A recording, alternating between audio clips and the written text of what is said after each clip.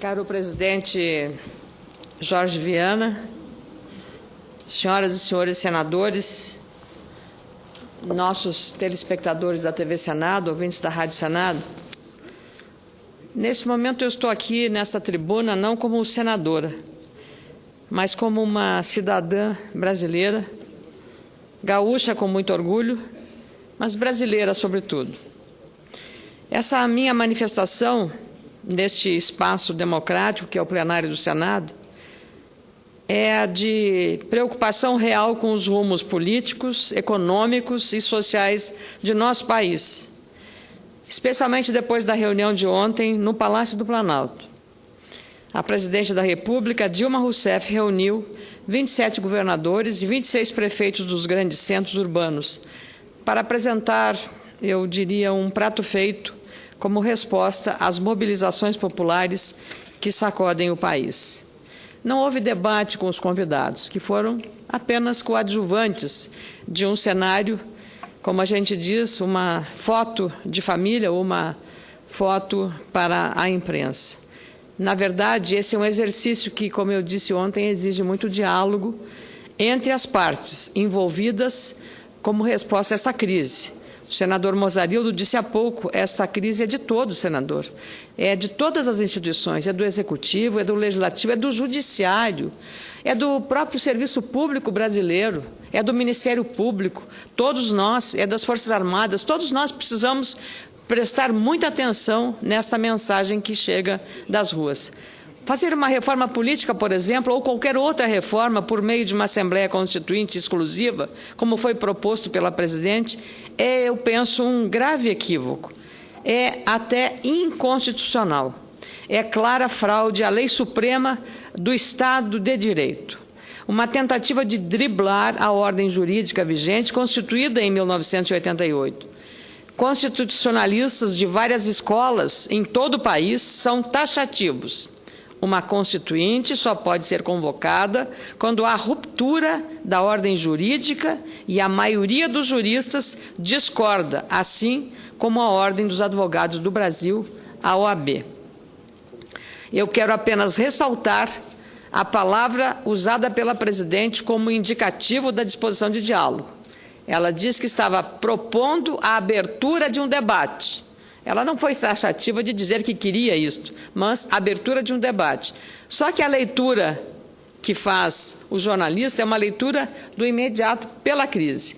A presidente propôs, ela disse textualmente, estou propondo a abertura de um debate. Então, nesse aspecto, um ponto para a presidente da República, mesmo que no mérito a proposta tenha essas observações. Aliás, o vice-presidente da República, Michel Temer, na condição de professor de Direito Constitucional da Pontifícia Universidade Católica de São Paulo, escreveu em 2007, abre aspas, é inaceitável a instalação de uma constituinte exclusiva para propor reforma política, pois não vivemos um clima de exceção e não podemos banalizar a ideia da constituinte, seja exclusiva ou não.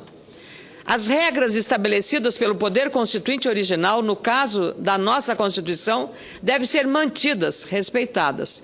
Ontem, o governo federal deu um importante passo à frente ao ouvir os movimentos sociais e convocar governadores e prefeitos para firmar acordos e fazer mudanças. O diálogo, a meu ver, deve existir sempre e com todas as instituições interessadas em busca de ações para melhorar a saúde, aumentar o acesso de qualidade à educação e prover o país de infraestrutura eficiente.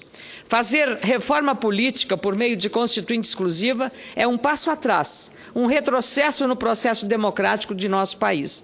É ouvir as insatisfações do povo, mas não é compreendê-las. Existe uma enorme diferença entre ouvir e compreender ou entender. As pessoas querem ser ouvidas e entendidas com ações rápidas e eficientes, sem promessas vagas.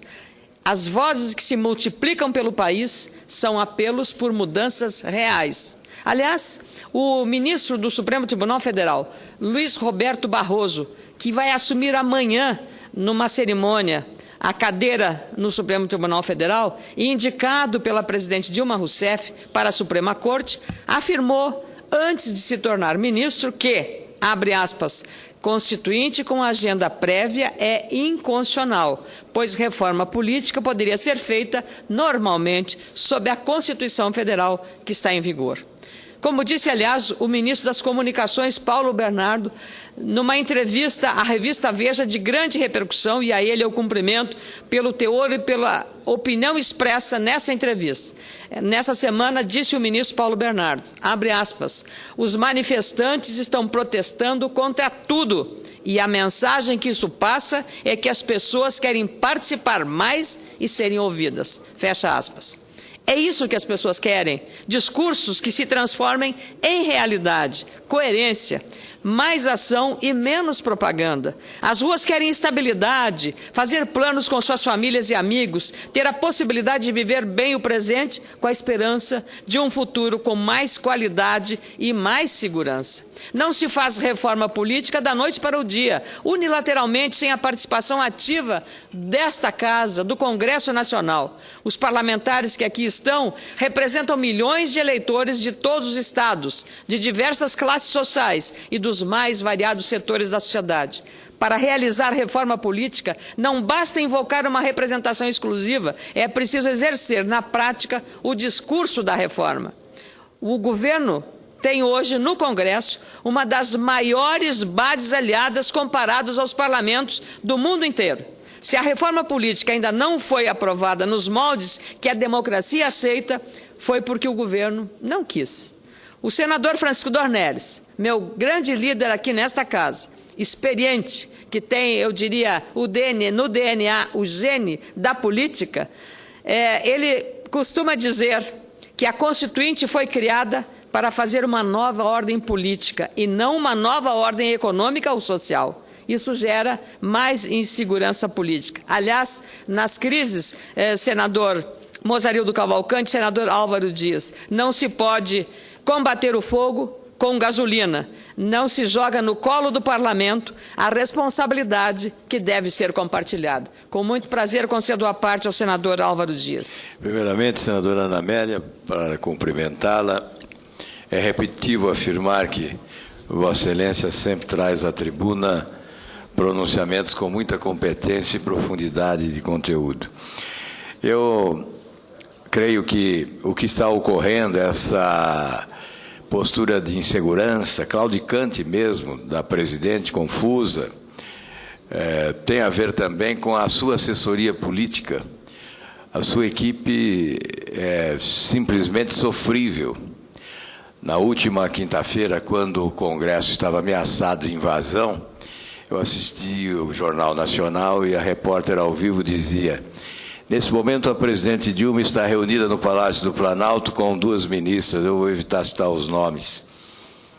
Aí eu pensei, pobre Brasil, se depender do talento, do preparo dessa assessoria política, o Brasil está muito mal. Aí fui verificar quais eram os assessores na área política, chamados ministros da Casa, e mesmo fora da Casa, Ministério da Justiça sempre com essa responsabilidade de assessorar politicamente os presidentes da República. E fui ver Juscelino Kubitschek, o jurista Vitor Nunes Leal e o diplomata José Sete Câmara Filho, à frente da Casa Civil, João Goulart, o jurista Evandro Lins e Silva e o genial Darcy Ribeiro. Mas nós podemos citar em vários governos, Santiago Dantas, Paulo Brossard, mesmo nos governos militares, Luiz Viana Filho, João Leitão de Abreu, Golberido Couto Silva, no governo Sarney, Marco Maciel, enfim, personalidades, juristas talentosos, articuladores da maior competência, assessorando os presidentes da República. A presidente Dilma está num deserto de inteligência. Não há como governar o país com 40 ministros, e são 40, 39 mais o ministro do marketing, 40.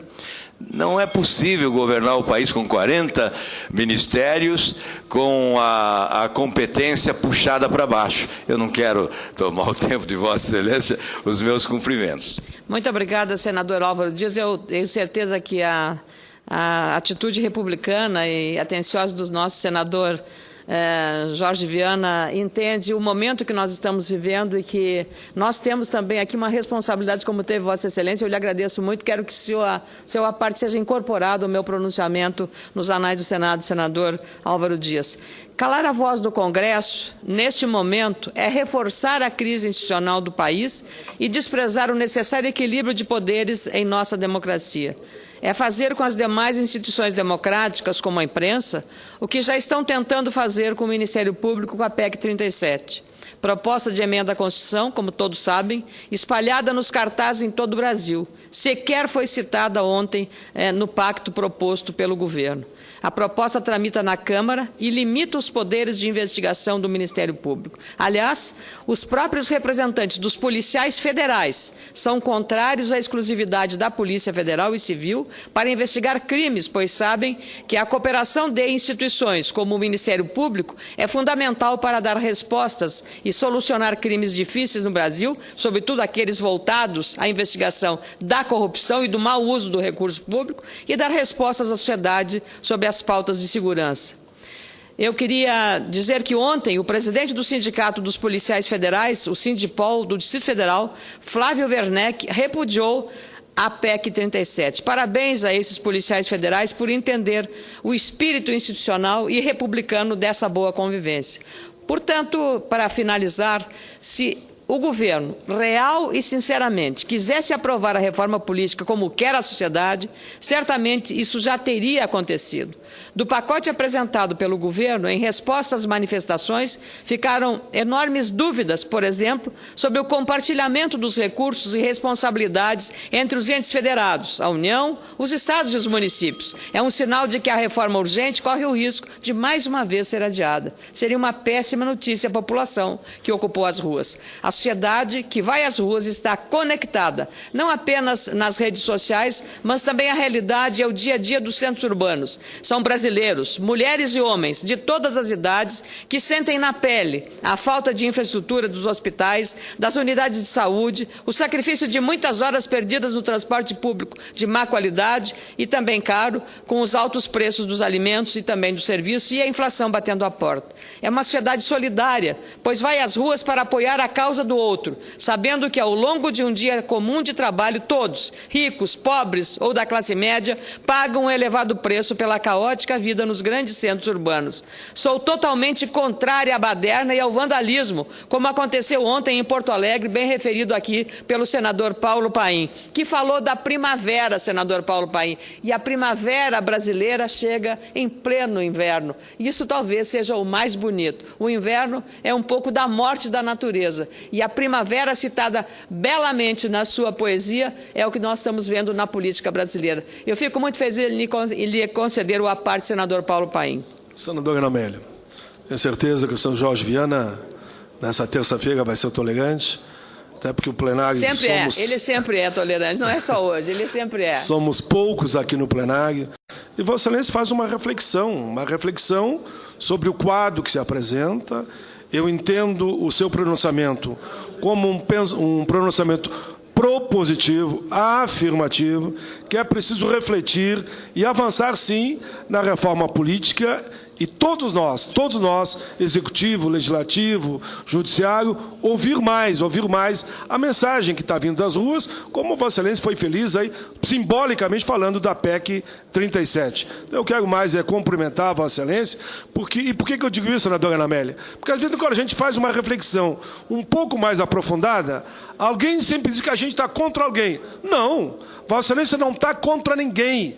Vossa Excelência, a exemplo dos senadores todos que usaram a tribuna nesses dias, são a favor da causa, a favor do Brasil, e querem que o Executivo, o Legislativo e o Judiciário estejam integrados, respondendo de forma afirmativa à demanda das ruas. Por isso, meus cumprimentos a Vossa Excelência. Senador Paim, Vossa Excelência, que vem da militância sindical, o entendimento e o diálogo são sempre o melhor remédio, em qualquer momento, de crise ou em momentos de normalidade. E é exatamente por isso que nós temos que prestar atenção nesse diálogo que a presidente ontem abriu com os governadores, mas é preciso avançar ainda mais em relação a isso. Como eu disse, e Vossa Excelência concorda, somos contra os atos de vandalismo. Isso não constrói, isso até contamina de algum modo os movimentos que estão indo às ruas. Até os vândalos, aliás, que são minoria, desprezam a condição de barbárie e destruição.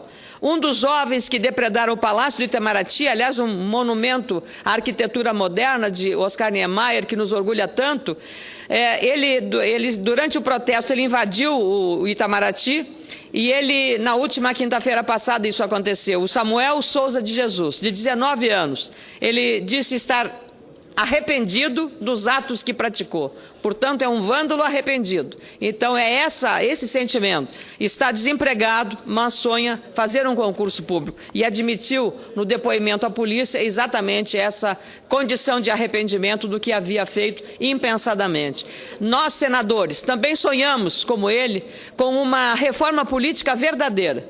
Mas ela precisa respeitar os princípios democráticos e ter a participação do Congresso Nacional. E, claro, também do Poder Executivo, que tem a liderança sobre o processo administrativo brasileiro. Esse é o caminho mais trabalhoso, mas, não há dúvida, é o caminho mais democrático. E poderíamos começar votando nessa casa um dos projetos de sua autoria, o projeto que prevê votação aberta, voto aberto, para todas as votações no Congresso Nacional. Seria o primeiro ato que daríamos satisfação a essas vozes que estão cada vez mais altas e cada vez em maior volume nas ruas do nosso país.